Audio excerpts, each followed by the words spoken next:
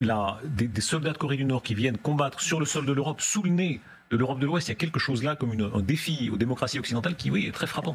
Oui, que Vladimir Poutine ne cesse de souligner, puisqu'il a signé un pacte de défense mutuelle au mois de juin quand il est allé rencontrer son homologue, et qu'il a expliqué que tout ça était très clair et que c'était dans tous les domaines que cette coopération devait s'exercer, y compris et surtout bien sûr dans le domaine militaire. Historiquement, il est vrai qu'il considère Odessa, Sébastopol, Kharkov et Soumy comme des villes russes avec des populations russophones significatives.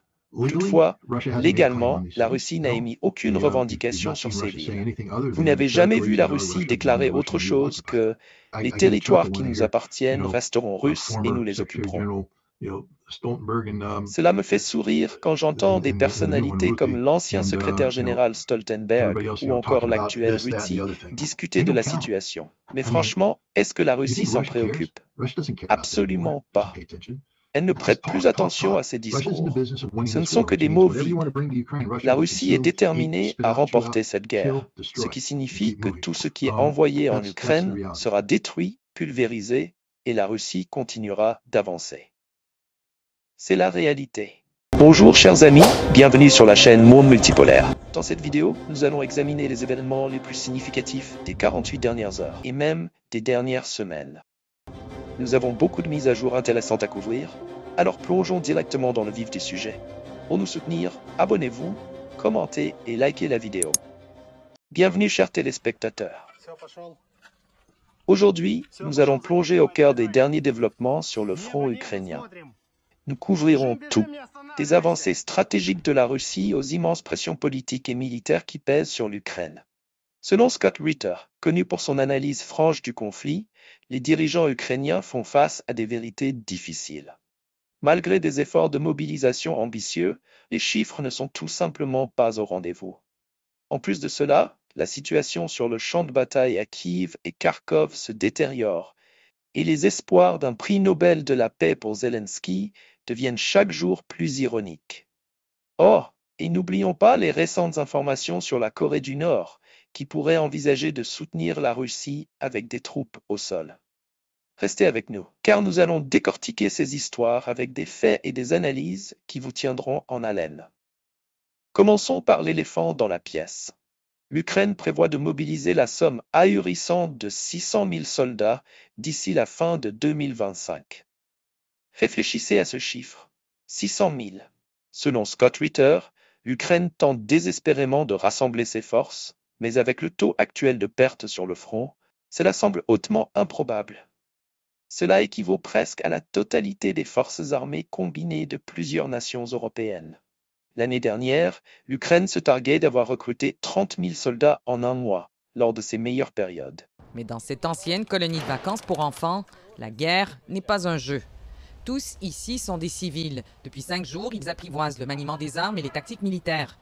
Leurs instructeurs sont tous rompus au combat. Ils espèrent faire naître des vocations. Artyom ne se sentait pas prêt à rejoindre l'armée. Il contribuait plutôt à l'effort de guerre avec des dons financiers. Mais aujourd'hui, le travailleur de la construction y pense. Personne ici ne risque de se retrouver sur les lignes de front dans quelques semaines ou même dans quelques mois. Ce genre d'entraînement est un premier pas, moins contraignant. Mais dans les bureaux de recrutement de l'armée, les volontaires se font beaucoup moins nombreux.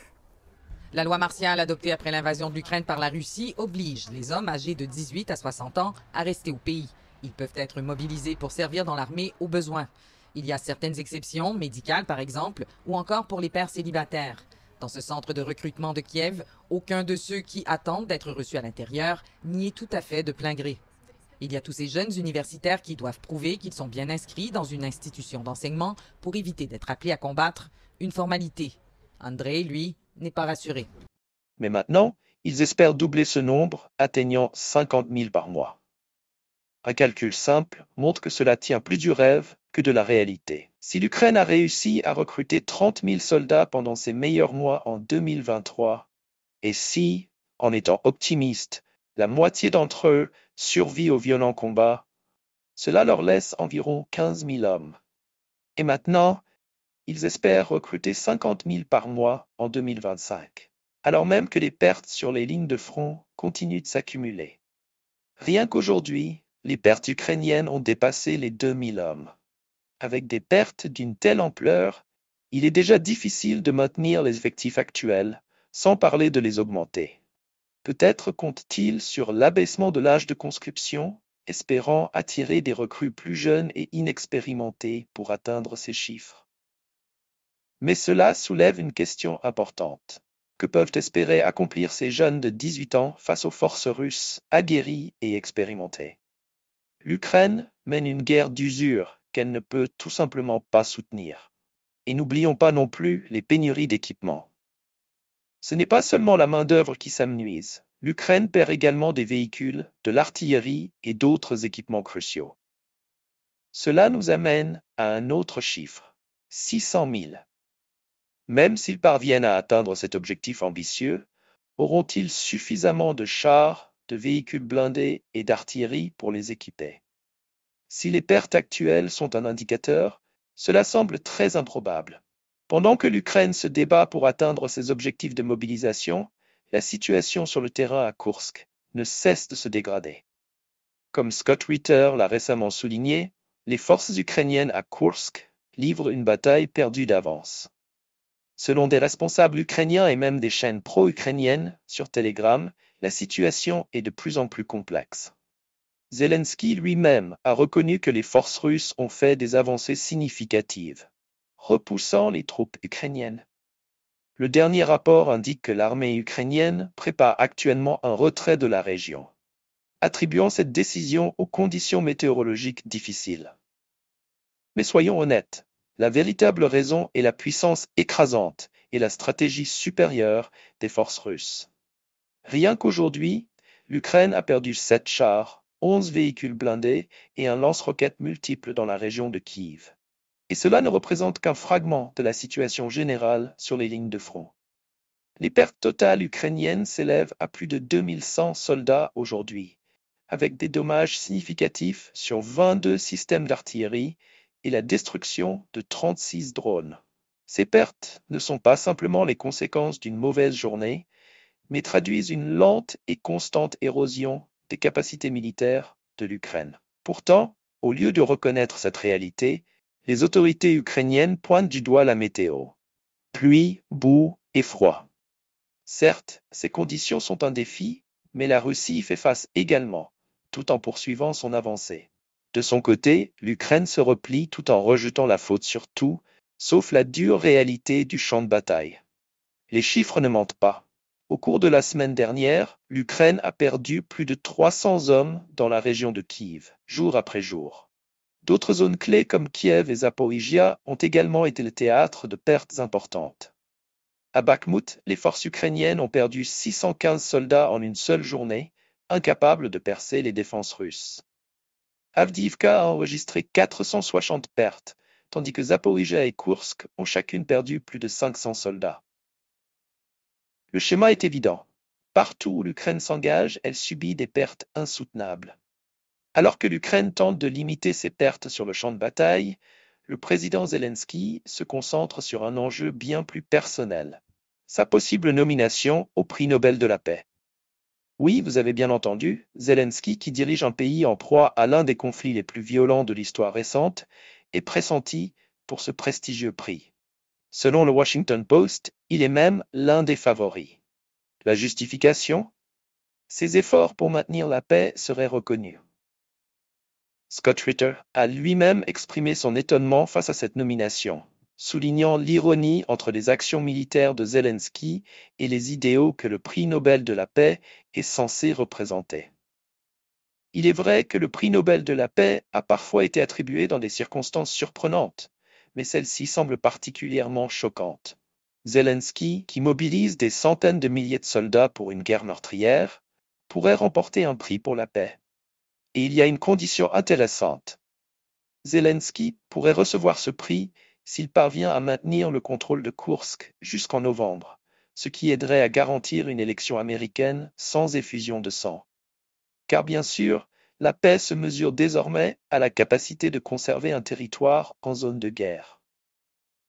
Il est clair que cette nomination au Nobel fait partie d'une campagne plus vaste visant à améliorer l'image de Zelensky, tant au niveau national qu'international. Mais l'ironie de cette situation n'échappe à personne, suivant de près le conflit, alors même que l'Ukraine fait face à des pertes humaines croissantes, à une économie en difficulté et à une pression politique de plus en plus forte. Pendant que Zelensky se projette vers un prix Nobel, les forces russes, elles, continuent d'enregistrer des avancées décisives sur plusieurs fronts. Revenons au combat. À Kharkov, les forces russes ont réalisé d'importants progrès. La libération de Novaya, ville stratégique proche de Svatove, représente une nouvelle victoire pour la stratégie militaire russe. En parallèle, des frappes de précision russes ont détruit 6 dépôts de munitions ukrainiens, compromettant gravement la capacité de l'Ukraine à réapprovisionner ses troupes. En plus de cela, la Russie a intercepté 5 missiles HIMARS, empêchant une nouvelle tentative de frappe sur des infrastructures russes en Crimée. L'offensive aérienne russe visant les infrastructures ukrainiennes se poursuit, avec l'aéroport d'Odessa sous le feu nourri des bombardements. Ces frappes ont causé des destructions massives, des incendies ravageant plusieurs stocks militaires critiques. Les chiffres sont sans appel. En une seule journée, les pertes ukrainiennes continuent de s'accumuler. L'Ukraine a perdu 8 chars, 44 véhicules militaires, 22 pièces d'artillerie et 36 drones. Ces pertes, combinées à des pertes humaines dépassant les 2000 par jour, érodent rapidement la capacité de l'Ukraine à mener des contre-offensives significatives. Alors que l'Ukraine s'efforce de se regrouper, les forces russes consolident leurs gains et se préparent pour la prochaine phase de la campagne. Parallèlement, la Corée du Nord pourrait entrer dans le conflit de manière significative.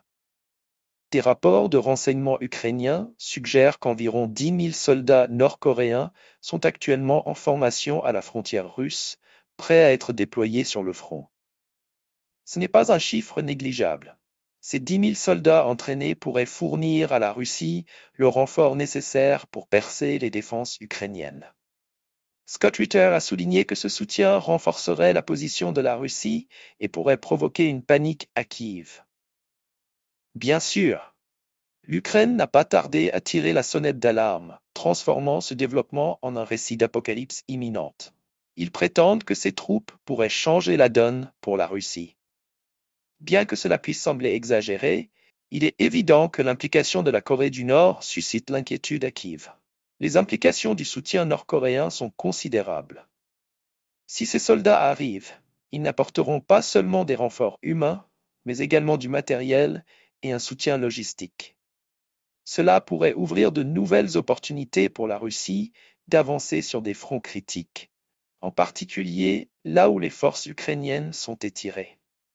Sur la présence de soldats alliés des Russes coréens sur le sol de l'Europe en Ukraine. Alors ce sont des bruits qui couraient depuis dimanche, mais là on en a la confirmation. L'armée de Kim Jong-un est bel et bien au service de Vladimir Poutine. La Corée du Nord qui envoie des citoyens pour aider l'armée russe à combattre l'Ukraine. Information qui a été reprise par CNN et qui nous donne quelques détails. Regardez, le bataillon devrait comprendre jusqu'à 3000 soldats nord-coréens. Il est actuellement approvisionné en armes légères et en munitions. Écoutez Volodymyr Zelensky qui confirme l'information. Nous constatons une alliance croissante entre la Russie et des régimes comme celui de la Corée du Nord. Il ne s'agit plus seulement de transfert d'armes, mais aussi de transfert de personnes de la Corée du Nord vers les forces armées de l'occupant.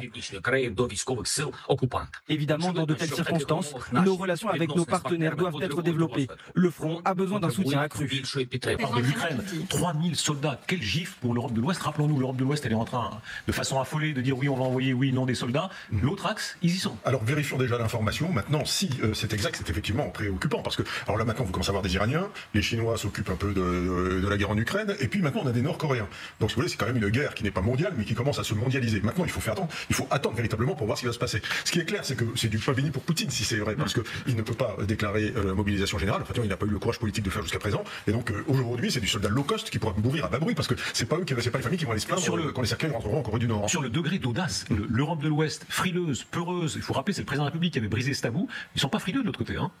Non, c'est vrai. Même si la Corée du Nord est un pays de 26 millions d'habitants, 3000 soldats, c'est pas beaucoup. Je veux dire, ça n'est pas, je pense, un tournant de la guerre. C'est vrai que c'est, à mon avis, plus un symbole de la capacité de Vladimir Poutine à briser son isolement initial. On le savait avec le partenariat qu'il a avec la Chine. Et la Corée du Nord, on le sait, elle lui fournit des munitions. Maintenant, elle lui fournit des soldats. Les spécialistes parlent souvent de profondeur stratégique, parce que la Russie est un très grand pays. Mais si en plus il a comme allié des pays qui sont autour de lui, c'est vrai que ça lui donne une sorte d'avantage comparatif nouveau. Sur le crédit de la nouvelle, vous êtes avec nous, Xavier Titelman, et est-ce que cela se confirme qu'il y a des soldats coréens du Nord sur le sol de l'Europe aujourd'hui qui sont combattants? Alors, il y avait déjà peu de doutes dans l'exploitation des missiles balistiques qui sont lancés par la Russie, qui sont fournis par la Corée du Nord, et dont un bon stock, a priori, a explosé dans une des attaques que les Ukrainiens ont réussi sur un dépôt. Donc, on sait qu'ils étaient présents pour lancer les missiles qui sont fournis à la Russie. A priori, ils étaient présents pour opérer certains petits lance-roquettes multiples qu'on a vus sur le terrain. Et là, pour l'instant, il y a ces rumeurs de présence pour tenir certaines zones du front. Mais effectivement, sur une armée qui doit faire 600 000 hommes, vous en ajoutez 3 000, c'est pas énorme, mais n'empêche que c'est toujours ça en plus pour être en sureffectif par rapport aux Ukrainiens qui, eux, souffrent. Pour trouver 3 000 hommes du côté ukrainien, c'est beaucoup plus difficile. Donc oui, il y a cette crainte, il y a cette présence, pas en première ligne qui était déjà confirmée. Malheureusement, là, ça va être de plus en plus fréquent. Et de la même manière qu'on a les Syriens qui ont voulu venir, qui se sont fait détruire en très grande quantité, les Iraniens qui sont venus et qui ont perdu un bon nombre de troupes quand ils devaient opérer des Shahed, là je pense que les Nord-Coréens, ils ne reculeront pas quand ils auront quelques centaines de pertes, malheureusement. Insistons sur l'aspect d'audace, parce que c'est pas ces soldats coréens qui vont faire basculer le sort de la guerre, ça on l'a très bien compris, mais des soldats de Corée du Nord qui viennent combattre sur le sol de l'Europe, sous le nez de l'Europe de l'Ouest, il y a quelque chose là comme un défi aux démocraties occidentales qui, oui, est très frappant. Alors que l'Ukraine tente de gérer ces nouveaux développements, examinons de plus près l'encerclement des forces ukrainiennes à Koursk. La situation pour les troupes ukrainiennes devient de plus en plus désespérée à chaque heure. Des rapports indiquent que plusieurs unités ukrainiennes sont désormais complètement entourées près de Louhansk, sans voie d'évasion claire. Leurs tentatives pour briser le siège russe ont échoué, et elles font face à la sinistre réalité de la capitulation ou de la destruction. Pendant ce temps, à Belgorod, les forces russes intensifient la pression sur les défenses ukrainiennes. Les combats sont féroces et les pertes ukrainiennes continuent de s'accumuler. Scott a souligné que de tels encerclements mettent en évidence l'avantage stratégique de la Russie dans des régions clés comme Koursk. À ce stade, il est clair que les forces ukrainiennes sont prises dans un cycle d'attrition. Elles perdent du terrain, des hommes et de l'espoir. Les encerclements, comme celui de Koursk, deviennent de plus en plus fréquents. Et chaque nouveau rapport rend la situation encore plus difficile pour l'Ukraine. Avant de conclure, faisons une brève parenthèse sur les États-Unis, où une tentative d'assassinat contre Donald Trump a été déjouée. Les autorités américaines ont arrêté un homme de 49 ans, originaire de Las Vegas, en Californie, alors qu'il tentait d'accéder à l'un des rassemblements de Trump avec un faux pass. L'individu était en possession d'une arme à feu non enregistrée, d'un fusil et d'une quantité importante de munitions.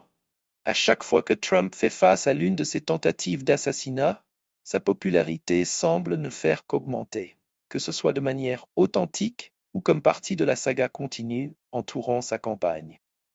Une chose est certaine, Trump sait comment rester sous les feux de la rampe. Pour revenir à l'Ukraine, examinons la situation sur le champ de bataille. En conclusion, la direction ukrainienne fait face à une crise sur plusieurs fronts. Leurs efforts de mobilisation, bien que ambitieux, s'avèrent tout simplement irréalistes, surtout compte tenu de leurs pertes quotidiennes sur le terrain. Pendant ce temps, les forces russes continuent de réaliser des gains constants à Koursk et à Odessa. L'éventuelle implication de la Corée du Nord ajoute également une nouvelle dimension à ce conflit complexe. Comme l'a constamment averti Scott Ritter, la position de l'Ukraine sur le champ de bataille devient de plus en plus intenable. La quête de Zelensky pour le prix Nobel de la paix, bien qu'ironique, souligne le théâtre politique qui entoure cette guerre. Alors que le conflit s'éternise, il devient de plus en plus clair que l'avantage est du côté russe, et il est certain que ce n'est pas l'Ukraine. Restez à l'écoute, car nous continuerons à vous fournir des analyses approfondies et des mises à jour sur ce conflit en évolution constante. Merci de nous avoir regardés. N'oubliez pas de liker, de vous abonner et d'activer la cloche de notification pour ne pas manquer notre prochaine mise à jour. Nos vidéos sont systématiquement censurées et démonétisées par YouTube. Nous paramétrons actuellement notre compte Patreon et notre canal Telegram pour y poster une partie de nos vidéos que la plateforme censure. Prenez soin de vous et restez informés jusqu'à notre prochaine vidéo.